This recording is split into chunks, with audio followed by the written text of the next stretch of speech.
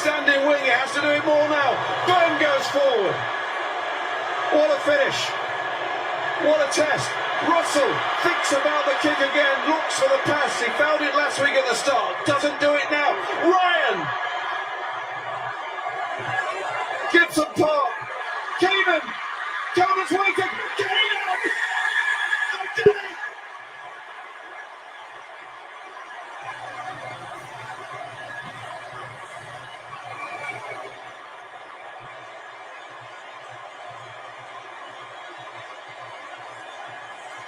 The story written as the Lions would have wished for now.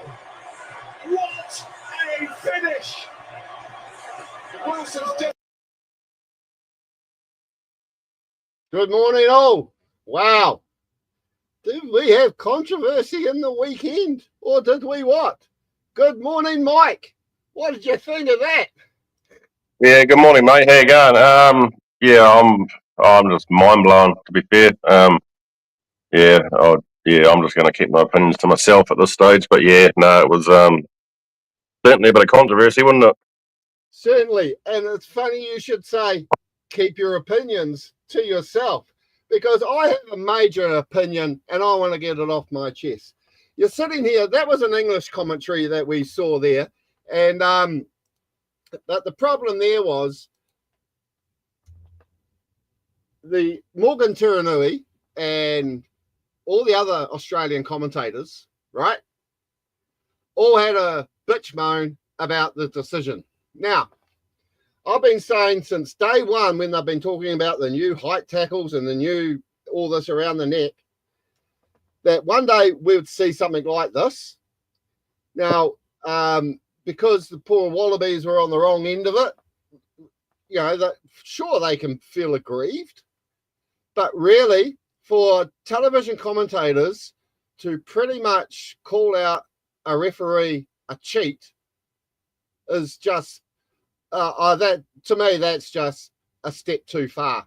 You know, sure, you can have your comments after the game. Sure, you can have your comments in your newspaper, on your blog, and all that sort of stuff. But, I mean, if you look at that and I'm thinking, yeah, but one, the Wallaby, Tizano, fell backwards like he was a football player and had someone kiss him on the cheek. Secondly, how often have we watched matches in recent times where you see guys in headlocks? Now, to be in a headlock, you've got to be around the neck. Thirdly, if the way those two players came in, it was like watching a scrum set. So, if that was a penalty, they should be penalising every scrum, should they not? Yeah, fair point. Going back to Morgan, the commentator, he's obviously it goes back to respecting the match officials, and he's fallen well short of doing that. And I think it's disgusting, to be fair. Yeah, I mean, at the end of the day, okay, I mean, I don't know what it is with Lions tours with like O'Driscoll and Tana Rumanga back in the day.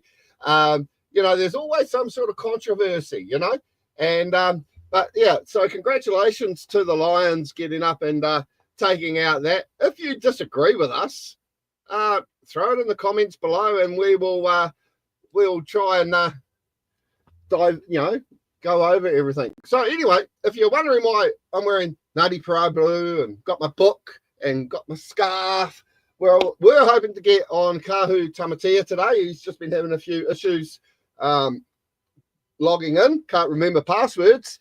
But that's okay, Kahu. We can always get you on next week to talk about the Ngāti Porou East Coast Cowboys and their team that you announced today. So we'll just jump straight into it, and we'll have a look at that team that has just been announced this morning. As you know, I'm a huge East Coast Cowboy fan. Wrote a book about it.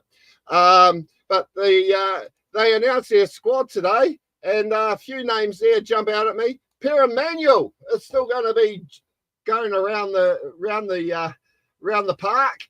We've got Chris Palmer still there. Will Bollingford is still there.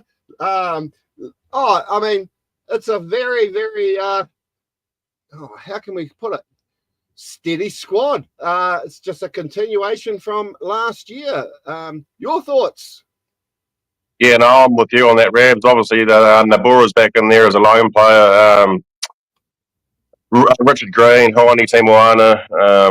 Yeah, it's stacked with experience. There's a few new caps there. Two names jump out at me that aren't there this year: Sammy Parks and Tarangi Fraser. Obviously, there'll be reasons why they're not there, but yeah, no, looking forward to seeing them down here in September when we play them at home. Yeah, I'll have to do some research on that bottom left-hand corner there, Milan Milosevic. So I didn't realise East Coast had been travelling over to Croatia or Serbia to pick up players, but that's pretty cool. If Otago can have a Dutchman, why can't the East Coast have a Serbian? Maybe, I don't know. I have to somewhere. Well, that's the sort of the area that name comes from. I do see that they have Timoana there down twice, so congratulations on him for being picked twice. But, you know, you got old heads there, you know, you got Jack Richardson, Richard Green, as I said, Ricky Waitoa, BJ Sydney again. Yeah, it's looking like they mean business towards Meads Cup this year. Yeah, no, I'm looking forward to seeing how they go this season.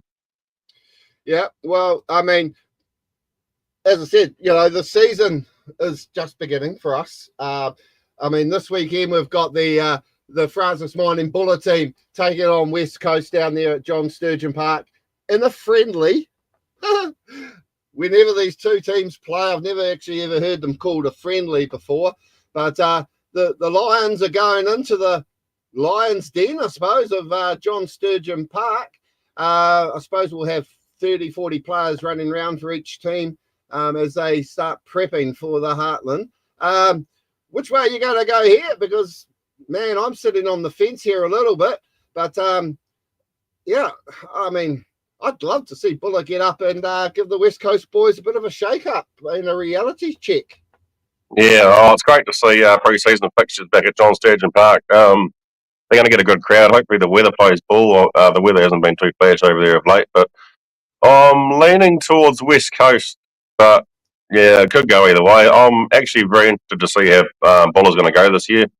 And hopefully there'll be a live stream floating around of it somewhere, hopefully. Well, I have spoken with powers that be this morning, and as far as they are aware, unfortunately, no. So I suppose you just got to keep an eye on the socials if someone comes up at the last minute to show off those show that game. There is a curtain raiser on 11 o'clock, so if you are watching from the coast, get down there and watch Kaiteri play Greymouth Marist in the under-17 combined competition in their final of the under-17s grand final. So that'll be a good, I mean, the other stars that are going to be putting on these jerseys in the next couple of years, you know. So you never know. It'll be quite interesting to see how that eventuates. So also we have your Thames Swamp Foxes. They'll be taking on the New Zealand Harlequins at Tairoa Sports, 2 o'clock on Saturday afternoon. I'm going to guess there is a live stream of this, so if there is, we will share it over. But the Harlequins, basically team made up from players around Waikato. So Harlequins and Thames, I think a couple of years ago, they actually drew a big game at FMG Stadium. So it should be a fun afternoon there for everyone. But Thames, I mean, you know, they've got a lot of work to do after their visit to the Naki. Yeah, it'll be interesting to see how Thames Valley go. They've got some game time under their belt. Hopefully they can put a decent effort out on the park, and that'll give the coaches obviously more of an idea of combinations that keeps me heading into Heartland. Because they want to get sorted before we come and try and tip them up in the first round of Heartland. Yeah, so I mean it's still a couple of weeks away, Heartland, but I mean, you know, there's still plenty. I mean, we've got, you know, the NPC, which we'll be getting into in a second here, but you know, this weekend you got Southland Country taking on the Otago Metro, Southland Metro taking on Otago Metro South. It's great to see these Otago Country teams getting these sort of matches, which just goes to show there is still a place for Southern Country, Otago Country, North Canterbury to be part of the Heartland, because, you know, I'll scream this from the rooftops. They need to, you know, to grow the game. A lot of these people are out in the country now, and when we get to the Ellesmere squads in a minute, you know, there are plenty of guys out there who putting their hand up for higher honours. Yeah, exactly. Yeah, no, it's good to see that they're getting a decent competition this year, and obviously, got that one there with North Otago, which we'll get to soon.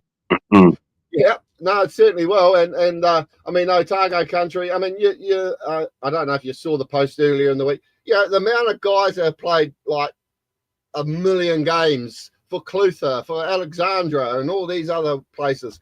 You know, big shout out to them. They're quite happy to be working on the farm and then getting down to the club on a Saturday afternoon. So that game there is also on Saturday at 2:00. We will try and show you every stream if they are available here at Rugby Heartland, because, you know, if they're on Facebook, they're open for sharing, as they say.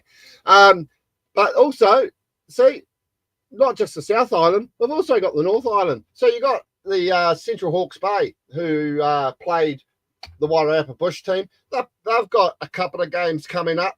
But the thing I love seeing here is you got your main game, and they're playing East Coast at Napier. So that's why we were hoping to have got Kahu on today.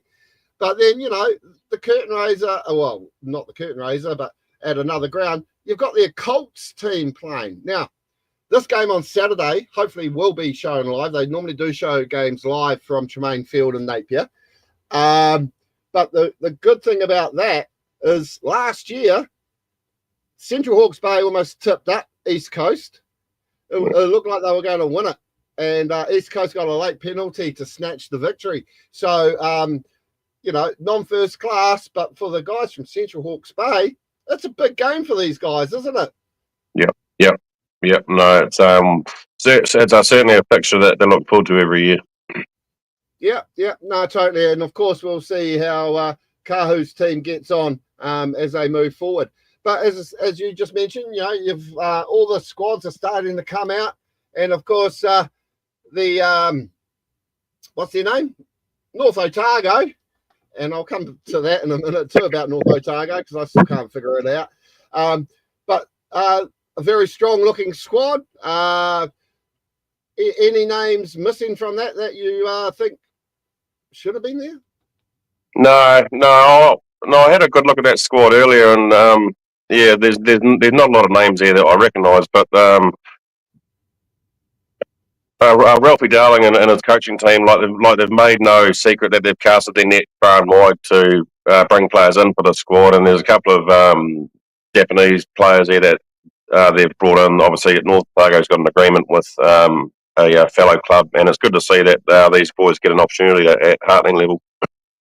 Yeah, no, I mean, and that's all over the place too, because even Wellington's got a few Japanese players. I see Otago's got Japanese players. So it is good experience for the Japanese contingent that are going to be plying their trade over the season. And then, of course, officially the Stallions, and I questioned why are they called the Stallions? And apparently someone in the office coined it, and they moved on with it. So officially, the South Canterbury rugby team is now the South Canterbury Stallions. I don't know if it has anything to do with Far Lat, but I thought the Aussies had claimed that. Sure, they got a racecourse named Far Lat Raceway. But Nigel's just done a good job here again, hasn't he? He's got a very, very strong side to do the business again. Obviously Nigel Welch and Sean Breen have been around a long time, and they've been with these boys a long time. But that's a really, really strong squad, and it's good to see a core of that squad back again for this Heartland. Obviously Toko Whakatava's back after an injury last year. Clarence Moley, Paula Fafita, Zach Saunders. It's just stacked with experience, and after that club final down there on Saturday, Harlequins and Temuka. That was an unreal game, and it's good to see a lot of Harlequins in there because they deserve to be there. Yeah, and I'll just do a quick segue to you and sending on behalf of the Rugby Heartland world our condolences. Oh. Sitting there watching the grand final from Mid-Canterbury, from the Ashburton Showgrounds. Time is up on the clock. You're leading, what was it, 23, 21? 21, yes, yeah. And, yes, Timaru Celtic, Ashburton Celtic, shall I say. Talk us through it. It was a great game of grassroots rugby. There was a huge crowd there. Obviously, we had the three finals. The girls won their final first up. The senior Bs just fell short to a good Hampstead side, and the senior As, well, they threw everything at Celtic, and it was just the luck of the draw. But we should have won it. We let ourselves down. A few unnecessary penalties, a few knock-ons that could well have been turned into points, but yeah, it was a bit of pill to swallow after last year. But no, I'm really proud of the boys. They gave it their all, and they were gutted, but they were in high spirits when they come back to the club rooms off the bus, and they sure partied into the night and the next day. Which is good, but there's always next year. We'll be back next year, and now the focus for them, for the Mid-Canterbury boys and the Southern boys, switches to Heartland. They've already assembled for training camp, so we have our first pre-season game on the 9th of August against Ellesmere at Darfield Rugby Club. So yeah, looking forward to that. Keep an eye out for number 19 for Ellesmere. He's going to be a legend. Only because I'm on the back of the shirt. Get a photo if you can. But I'll be there. So unfortunately you went down by 24 to 23. Buzzer beater winner there for Ashburton Celtic. So congratulations to them. Commiserations to your boys. But we'll carry on moving on. As I said, all the squads are coming through thick and fast at the moment. And, of course, the Wairarapa Bush side has been announced. And the first thing that jumped out at me was Falau Finau and Gareth Ward-Allen, both out of Old Boys University, both out of the club who the new coach used to coach for Wairarapa. He used to be the coach at Old Boys there. And then they've got Alec O'Dell. He's actually back from, he's played a couple of games for them in the past from Old Boys Marist. I believe that's over. I believe that's from, I don't know if that's Hutt Old Boys, but I think it's actually Manawatu. But they've got a very steady squad there. And Lewis Bush, he's been plying his trade in the Hawke's Bay. He's back from after playing a season with Greytown and winning the championship. But one of their vice captains there, this guy has a lifetime supply of wrapping tape from the suppliers of wrapping tape for your knees, because all that's holding in their cartier together is tape. And he is going to come back. Centurion, good on him. I don't know how many games he will play, but, it's awesome to see Inia back again for another season. And as I said, the management team there, new head coach, Jamie Williams, but then he's got James Goodger there, great servant of Wairarapa Bush as one of his assistants. So we'll keep an eye out for that. They play this weekend, the Wellington Maori team over there in Masterton. So good luck to the Red and Greens. As I said, Ellesmere, as you can see here, this is the squad that will be coming up against your lot in a pre-season on the 9th. So they're out training. But my point being here, this is Ellesmere Sub-Union. Okay, that's a decent-looking squad of people. They still got one to be added, it says there. And I'm looking at that going, how bloody cool. Why can't the Eels, as they call themselves, be in Heartland? Because then they have a development squad, and I'm thinking, wow, that is so awesome. You've got not one team, you've got 2 teams. But then that even gets even better because for the future, they've got a Colts squad. Mm. How many teams do you need in a sub-union to not get official first-class status? You know, because unfortunately teams like Ellesmere and North Canterbury, every game they play, sure, it's a cap for Ellesmere, but it's not a first-class cap because they aren't first-class because they are a sub-union. That's the way the rules work, right? And we're getting right behind the Ellesmere team in the sub-union games this year. So we'll be bringing you a lot of what's happening with the Ellesmere Eels. But after all that, you know, we're still a couple of weeks away. And as you see there, times are all over the place this year. You've got Thames Valley taking on Mid Canterbury at 1 o'clock in a couple of weeks. You've got Wanganui taking on North Otago at 1:30. You've got Wairarapa Bush taking on South Canterbury at Marsden at 1:30.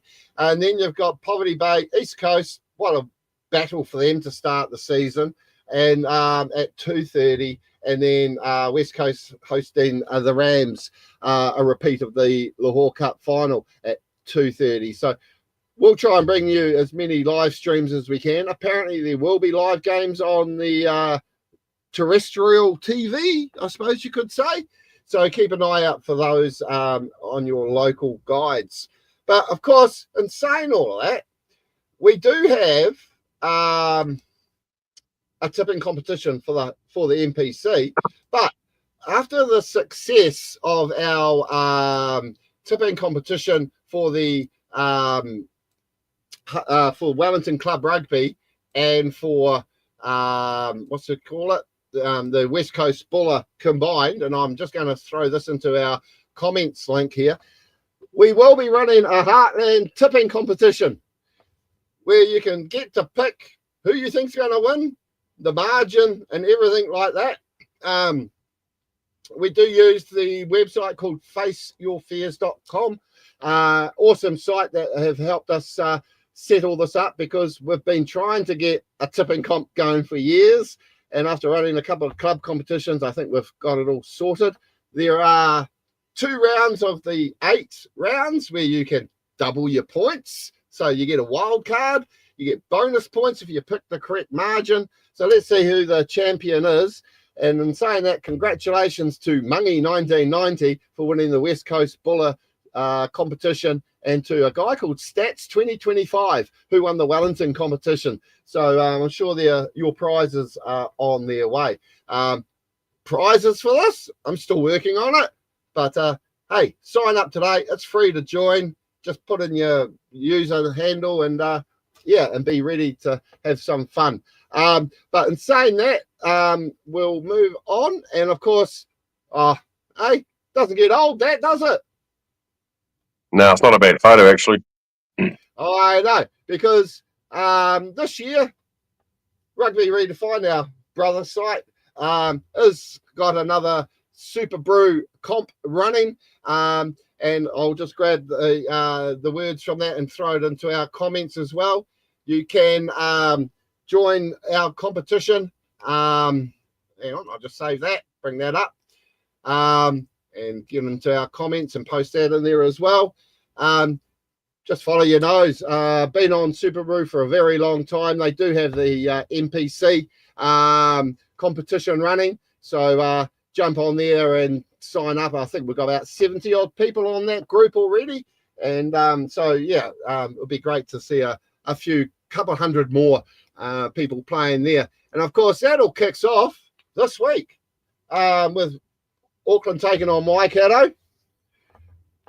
The Turbos, not the North Otago Turbines, because someone said apparently they used to be called the Turbines. Well, as far as I know, North Otago were always the old Golds. So I don't know who's trying to spin something there, but Manawatu Turbos will be taking on North Harbour. Wellington up against Canterbury. Southland taking on Otago. Awesome battle for the 15,000th game. Taranaki hosting Northland in a Rattenfurdy Shield game, 7 o'clock Saturday night. And then on Sunday, we've got Bay of Plenty hosting Tasman at 2:05. So let's get our picks going for 2025. Auckland, Waikato. Waikato. Waikato. Are we allowed draws? Yeah, why not? I'll take a draw because I'm not picking either of them. Turbos versus North Harbour. Now, Turbos have got a bit of a towel in pre-season. Harbour are looking strong. They still have a lot of their All Blacks back. Only because I'm a Hurricane man, I'll have to go the Turbos. I'm going to go North Harbour. And remembering Nani Lamapi is back. So for the Manawatu. And then, of course, this is a tough one to decide. The mighty Wellington Lions taking on the scum of the South, Canterbury. I'll let you have the first pick. Well, I'm not a Crusader supporter, so it's going to be Wellington, isn't it? Oh, okay. You can come back on the show now because, Wellington all the way. Been played at Pororua Park, the new home ground, because it's too expensive to play at Sky Stadium. Crazy. The whole reason they built the place was because they ripped down Athletic Park. Now they're going to be playing in a small place called Pororua. And, hey, good on Pororua. They do have a good atmosphere, but it's, to me, it's another city, It's not Wellington, it's another city as far as I'm concerned. Southland taking on Otago. Otago got up over Southland in the pre-season. Southland got a lot of work to do there to reverse that pre-season result. Yeah, I'm going to go Otago on that one. Yeah, I think I'll have to go with you there with Otago. I think Southland have got far too many journeymen in their squad this year, and I think the Blue and Golds will get up. Ranfurly Shield, Saturday night. Can the Taniwha rip it off the Taranaki Bulls? No, I think the Bulls are going to thrash them. Yeah. I'd love to see it move, but I think first game of the season, Taranaki will be wanting to make a statement at Yarrow Stadium there. I guess it's called Yarrow Stadium after their upgrade. And then on Sunday afternoon, we've got last year's runners-up. Bay of Plenty taking on a really, really strong Tasman side. I'm going to go Tasman. Sorry, Marcus. No. Well, they've got a very good squad in their team there. And, it's sort of they're carrying on. I don't know if Triple T will be on the field yet because he has been getting over a surgery. But, I mean, you look at these squads and, Wellington's looking great. They're all looking like awesome teams, if you know what I mean. How can I put it? It's sort of like there are 8 or 9 what do you call them? All Blacks playing this weekend who have been released because they need game time. They're still 3 weeks away from going to Argentina. And but Hawke's Bay, they've picked up a few guys over there from Wanganui like they've been doing in recent times. Otago, as I said a couple of weeks ago, in the hookers there, you got Liam Coltman back. He must be running around with a Zimmer frame. But, it's sort of, Christian Leo Willie, he's going to be playing for them this week. Otago are looking the main sort of yahoos. But as I said, if we just quickly run through those, because I just quickly won't go through that because Tasman are just, to me, are the dark horse this year. If you look at these guys, they've got Tyrell, Ethan Blackadder, Tyrell Lomax, Quinton McDonald, Sam Martinger, who's played for Buller, West Coast and East Coast, by the way. You got Moldy, Nashu, Shelfoon, and that's just your forwards. You go into their backs, they got Amula, Christie, Drummond moving up from Canterbury, David and William Harvilli, Hotham, Jordan, Will Jordan, Robinson, Naka Springer, who was outstanding, and of course, Tamochi Tafatavanawai, our favourite player at the moment. So really strong. Do you think? Yeah, no, it's pretty much Crusaders dominated Tasman squad, isn't it? Yeah. Oh, it's crazy. And then, of course, we've got the Auckland team. There it is. So I won't even blow it up because we can't be bothered. And then, of course, as I know you've got an appointment to get to, so we'll be quick on that. The Whara Palmer Cup will start next week. But running through that, it looks like they'll be following the, what do you call it? The men with, 2, 4, 6, 8, 10, 12, 13 teams in it. Is that right? 2, 4, 6, Yep. 8, 10, 12. Yeah, 13, because Hawke's Bay get the bye. It's going to be probably Canterbury playing Auckland again, maybe in the final this year. Mm. Yeah. I'm quite excited to see how the women are going to go this year. I started following them last year because I really didn't take much of an interest before that. But it's good to see them out there, playing for their own silverware. Yeah. So pretty much that is what do you call them? All the local rugby, and basically though, what we do have is World Rugby still going on, and we had the Asia Africa playoff.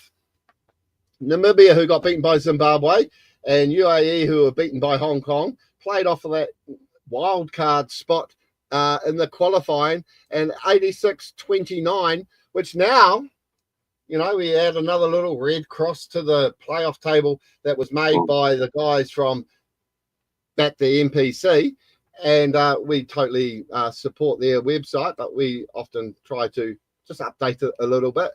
And so even though Namibia won, they still have to now go into a wild card playoff. Now they're up against Belgium. And then in South America, there's still one game to play, but it's pretty cut and dry now, that the winner of the America's playoff between Uruguay and Chile will play off with the winner from the fourth place team from North America from this table here. So it's probably going to be Tonga, I'm guessing. And then the winner of that will go through to the World Cup. But then we do have Brazil will be playing off against Paraguay for the other position there in the wild card. So, it's all starting to come together really, really nicely for the World Cup in a couple of years. And also, I'll just grab this and throw this little message up too from our friends at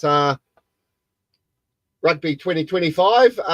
If you didn't get this in the newspaper the other day, you can go to the website and at oliverlee.co.nz/rugby2025, and you can download it. We give him a shout out because he gives us a shout out on the Heartland draw page with RugbyHeartland.co at the bottom. So that's a great shout out from what's his name? Oliver. So thank you, Oliver, for that. And that is that. But what we do have also for you today, it is a special little advertorial, and I'll just get you to boil the jug for a couple of minutes there, Mike, while I just play this interview I had on Friday night. So here we go.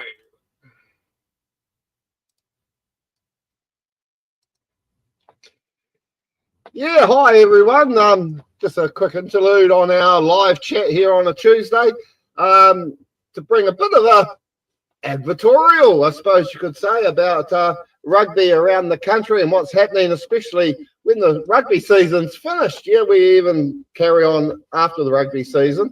So without further ado, I'd like to bring on to the show Jake Ryan, who's in charge of the Mount Maunganui New Zealand Beach Fives. Hi, Jake. Tell us all about it. Kia ora, bud. Thank you very much for giving me some time on your show. Love seeing all your content anyway. So, looking forward to having a bit of a korero about all our stuff that we do. So, pretty much what Beach Fives is it's the 5th year that it's happened in Aotearoa, New Zealand. And it's the newest five-a-side sort of tackle rugby / league hybrid. That's with no scrums, no lineouts, no stoppages, fast-paced, hard footy on the sand, which is something that is growing here in Aotearoa and something that Peter Hickey over in Australia has founded in New Zealand and Australia. And there's about 7 events they have over there, and we've got 1 here. But my biggest push is to make it go as big as Europe. You know, like they did some fantastic stuff over there, and we want to be a part of it one day when the World Cup happens and we send an Aotearoa team to go and take it out. Yeah, well, I mean, funny you should mention Europe. I mean, my good buddy George Shauna, captain of the Cyprus beach rugby team, actually took out the championship in Croatia last year. And so I follow a lot of what happens in Europe. And as you mentioned, you know, this is the 5th year. I've seen this advertised before up in Mount Maunganui. But what has got me is why New Zealanders haven't actually jumped at this. I thought it would have been bread and butter for, you know, for all the healthy people in the world to run around the beach sunny afternoon up around the country. Exactly, and especially with a beautiful picturesque backdrop like we've got in that picture there. I mean, like it's one of the most picturesque places to play footy, right on the sand, right with the water there. But over in Aussie, they have their Gold Coast event gains probably about 100-odd teams, which is one of their big 7. And being a Kiwi, being passionate, love a bit of competition, we want to go bigger than that. So this is my first year taking it on as the event manager, and I don't go small, I go big. And what I've done is I've tapped into as many unions as I can, and with support from you to try and get as many men and women's and kids teams there as possible. Because this year's quite a cool little carrot, I suppose, for the men and women's team, is that if they win the men and women's open division, they get an invitation to any of the Australian events, which is quite cool for free. So, yeah, let's go. Let's get behind it. And if you have any questions, follow that link and go for gold.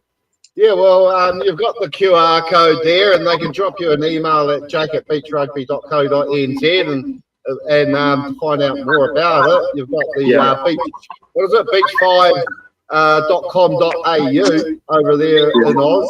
But hell, why not? You know, we tend to be beating the Aussies at everything, so why not start beating them at beach rugby, eh?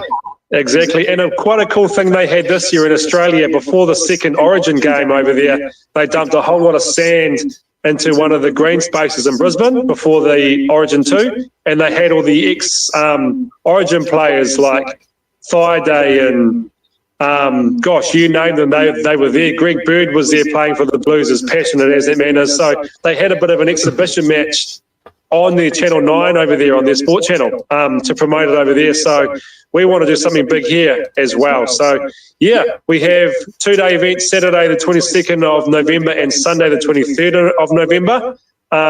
We offer it to Year 5 and 6 kids, primary school kids, boys and girls, right from 7 and 8 intermediate and right through to college, as well as men and open women. So, yeah, the dates and information is all there. I'm happy to send you, Rabs, the link to the Google form to fill out. Got some pretty cool sponsors on board this year, so yeah, looking forward to it. Yeah, well, we can give them a bit of a shout out, of course. So I'm guessing it's Gatorade, Gatorade Ford, Tauranga City Council, PALS, which I'm unsure of, and Sports Style. But yeah, I mean, there is costs involved, but you know, it is a good time to get in. I do see there that registrations do close on the 30th of October, so it gives teams enough time to fundraise and get it up and running. So you've got the open men's and the open women's and that. In touch rugby, you do get the mixed teams as well. Do they do mixed competition? That's a good question. I'm unsure on what that entails in New Zealand, but they don't do that over in Aussie, but maybe in Europe. That's something that they do, but I have to look into that. But like I said, open to having any sort of age group or mixed or anything to make it grow as big as we can. And I mean, like I said, what an excuse to turn up. And there was a team from the Thames Valley last year in the men's division that were just best buds, and they wanted to have a bit of a crack and have some beers and just enjoy the footy on the sand. And yeah, it was good to see. So I mean, at the moment there's a bit of a battle between the Waikato province and the Baipuni province sending teams over, and that Waikato province at the moment has entered 14 out of our 18 registrations so far. So Yeah. Okay. Yeah, well, I'm sure if Scotty Day, who does watch this, who's the rugby manager up there at Thames Valley, I'm sure he can put his beer down or his whiskey down, or even my moonshine that he's still probably drinking, to have a crack at Beach Rugby, because I think they would have a good team, but hey, they got smashed in the Ranfurly Shield, so maybe Yeah, they did. playing Beach Rugby. But anyway, hey, I'll just get this off the screen. There we go. So, hey, Jake, thank you very much. And as I said, we'll definitely promote that through our channels. And thank you for your time. And we'll move on from there and make sure you pass all those kids in your class this year for their full season. Yep, definitely appreciate that. So thanks heaps very much for your time. And like I said, my email's on that poster, our website's on that poster. I can flick through the Google form link within seconds if you let me know. Contactable, and look forward to seeing what happens. And thanks very much, Rabs. Appreciate your time, and bring it on. Yeah, not a problem. Cheers, Jake. Cheers, bud. Thank you. Yeah, so that was a great conversation there having with Jake from the beach rugby team up there in Mount Maunganui, and but it's all on today. I mean, unfortunately, Mike had to shoot off the gap because he had a previous appointment. That's why we went a little bit early. So thanks for your comments today, Mike, and hopefully we'll do something later in the week with all the live streams that we do have coming up. Also, just as a reminder, you can follow the Beach Rugby on Instagram at beach5sau. And of course, if you go to their website, beach5s.com.au, you'll find all the information there as well. And then in the comments below, there is a Google form that you can click on to enter your team. So make a beeline for that, because I think it would be an awesome competition. And and as I said, it's been going for a few years now, but it's been growing every year. And so good luck to Jake and the team up there in Mount Maunganui. So that's pretty much us for the day. Thank you all for watching. And as I said, keep an eye on the stream for other team announcements coming through later in the week. And also, good luck to the Lions to go hopefully 3-0 up in the series. I see Alan Alatoa is out of reckoning with an injury for the third test in Sydney. So that's late breaking news there. But I think the English will be, well, the British and Irish Lions will be looking at doing the business there next week on Saturday night.